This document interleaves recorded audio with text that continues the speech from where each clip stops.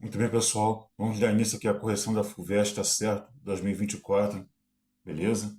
Vamos aqui, a questão aqui fala sobre senhores de engenho, novidade açucareira, Brasil ali, Brasil Colônia. Bom, vamos lá. Na coluna do ativo, coluna do passivo, seria difícil exagerar o papel do açúcar na história do Brasil colonial. Se ele foi o produto que proporcionou a base inicial solidamente econômica para o esforço do colonizador, foi também o que plasmou o regime de propriedade latifundiária, instalou a escravidão africana na América Portuguesa, enunciou o exclusivismo e inibiu o desenvolvimento da policultura. Embora estimulando em áreas apertadas a pecuária e a lavoura de subsistência, ele desenvolveu um estilo de vida que marcou a existência de todas as camadas da população, que integrou, reservando, contudo, seus privilégios a uns poucos. Claro. Olha aqui a fonte. Evaldo Cabral de Melo, um imenso Portugal, história e historiografia. Bom, aqui fala sobre o quê? Olha só, interessante isso aqui, ó. Regime de propriedade latifundiária instalou a escravidão na América Portuguesa e inibiu o exclusivismo, ou seja, o desenvolvimento da policultura. Aqui fala do negócio do plantation, não é isso? Ó, o mel é monocultura, beleza? Uma cultura só, no caso do açúcar, escravidão e latifúndio. Será que essa parte aqui do M ficou faltando, porque estavam tendo só o exclusivismo, ó. Inibiu o desenvolvimento da policultura, tá certo? É isso aqui, ó. Plantation, mel, monocultura, escravidão e latifúndio. Beleza? Está intimamente isso aqui, ó. Vamos lá para o enunciado. Bom, o texto indica que no Nordeste açucareiro do século XVI e XVII, vamos lá, letra A. Essa é a letra A, hein?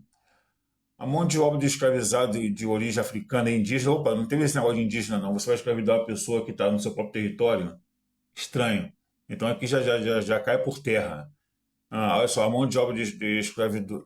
Vou repetir. A mão de obra de escravizados de origem africana e indígena era empregada nos canaviais, na pecuária e na lavoura de subsistência. Nada a ver isso aqui. Letra B. A distribuição de terra baseada na concessão pela coroa portuguesa de privilégios e pequenos lotes adonatários, não, grandes lotes adonatários. Beleza? Letra C, essa é a correta, hein? Os privilégios concentrados nas mãos dos senhores de engenho, em detrimento da população escravizada livre ou pobre. Pessoal, essa é a resposta, tá? Mais uma vez aqui anunciado. O texto indica que no Nordeste açucareiro do século XVI e XVII, os privilégios concentrados nas mãos dos senhores de engenho, em detrimento da população escravizada ou livre ou pobre. Beleza? Letra D. O desenvolvimento de relações socioeconômicas fundadas na horizontalidade, não, na parte vertical, nada de horizontalidade. Recebi estímulos governamentais, nada a ver isso aqui. E a letra E, o modo de produção feudal, como se feudal? O feudal aqui é Europa Ocidental, final da Idade Média. O modo de produção feudal privilegiou a exploração agrícola pela metrópole. Nada a ver isso aqui, pessoal. Vamos aqui na questão 8 falar da questão de raça, sociologia, hein? Vamos lá. O texto aqui é o Globo, beleza? Vamos lá. Entre os anos 1912 e 1922, o número de pessoas aldeclaradas pretas ou pardas aumentou, hein? É uma taxa superior do crescimento total da população do país. Segundo o relatório, segundo o resultado da Pesquisa Nacional por Amostra de Domicílios. Continuou no IBGE. No caso dos negros, essa porcentagem variou de 7,4 em 2012 para 10,6 para 2022. Uma das hipóteses para o crescimento da população é que a percepção racial tenha mudado dentro da população nos últimos anos. Beleza? Vamos aqui para outro texto aqui, ó. Sociólogo, ó. Antônio Sérgio Alfredo Guimarães. Vamos lá. Pois bem, é justamente a partir daí que aparece a necessidade de teorizar as raças, como que elas são, ou seja, construtos sociais formam de identidade baseada numa ideia biológica errônea, mais eficaz, socialmente para construir, manter e reproduzir diferenças e privilégios. Beleza? Se as raças não existem num sentido estritamente realista de ciência, ou seja, se não há um fato de um mundo físico, não, são, contudo, plenamente existentes no mundo social, produtos de forma de classificar e identificar que orientam as ações dos seres humanos. Beleza? Tira um print aí, pessoal, texto, se puderem, é claro. Bom, vamos lá para o enunciado, hein? Relacionando os dados traduzidos pela PNAD e IBGE, o conceito de raça no sociólogo Antônio Sérgio Alfredo Guimarães é um correto afirmar, letra A, vamos lá para a letra A. As hipóteses de que a autopercepção social da parte dos brasileiros mudou e está em conflito com a tese de que a raça é um construto social. Isso porque, como os traços fenótipos da população brasileira mantiveram-se, não mantiveram-se não. Olha aqui, ó, entre 1912 e 1922, melhorar a imagem, aumentou, tá? Entre 1912 e 1922 aumentou. É o que faz a sua resposta que está errada. Aqui está diz que se mantiveram-se entre 2012 e 2022, tá bom? Letra B é a correta, pessoal.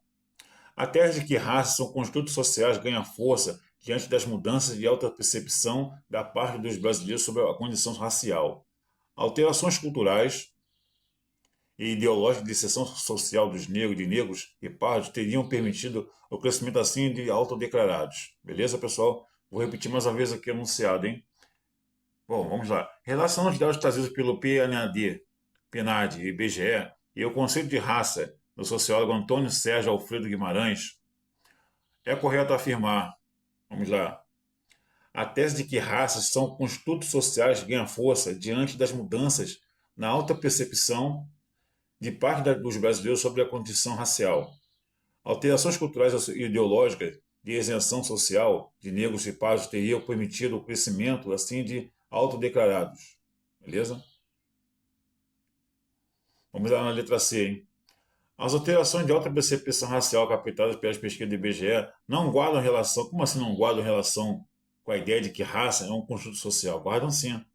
Na verdade, reafirmam que as raças são realidades biológicas e que mais indivíduos estariam se dando conta de seu verdadeiro pertencimento racial. Nada a ver isso aqui, pessoal. Letra D. Hein? Os dados colhidos pelo IBGE sobre o aumento da autodeclaração racial dos respondentes de como pretos e pardos indicam que houve um aumento dessa população no Brasil, o que contraria a tese de que raça é um construto social e não uma realidade biológica. Nada a ver, pessoal. Olha aqui essa observação. Ó. Etnia, fenótipo, cor da pele. Raça é raça humana, espécie humana, tá bom? Beleza? Por isso que está errado isso aqui. Letra E. A existência do racismo no Brasil indica que a tese de raça como um construto social está errada. Se raça fosse um construto social e não uma realidade biológica, os indivíduos preferiam se declarar como brancos para evitar serem vítimas de racismo. É, nada a ver também. Enfim, a resposta certa aqui é a letra B, tá bom? Para esse enunciado, para essa questão aqui, ó, 8, da prova V, beleza? Agora outra questão aqui fala sobre o quê? Projeto de civilização iluminista, século XVIII. Os iluministas, a ilustração. Vamos lá. A enciclopédia. Vou melhorar aqui a coisa aqui. Vamos lá, hein? A enciclopédia conseguiu destronar a antiga rainha das ciências e elevar a filosofia para o seu lugar.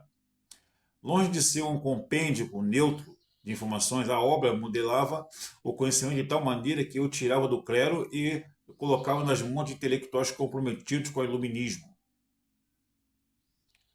Mas o combate mais importante ocorreu na década de 1750, metade do século XVIII, quando os enciclopedistas reconheceram que o conhecimento era o poder e mapeando o universo deles, saber. Olha só, vou repetir. Vamos lá.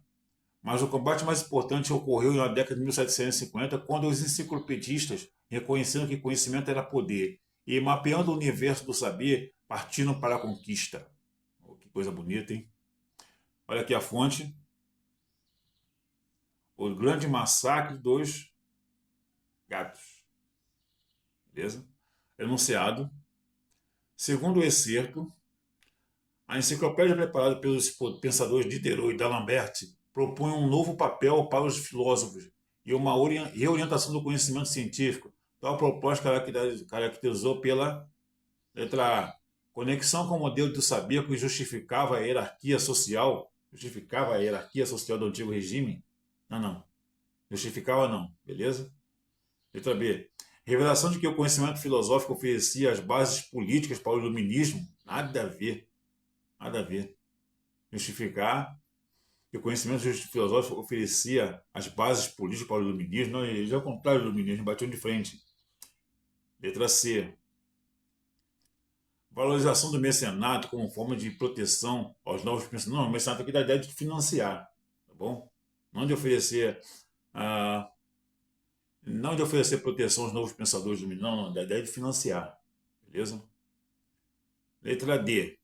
Aclamação dos pensadores como defensores da neutralidade política. Nada a ver de neutralidade política. Como assim neutralidade política? Nada a ver. Beleza?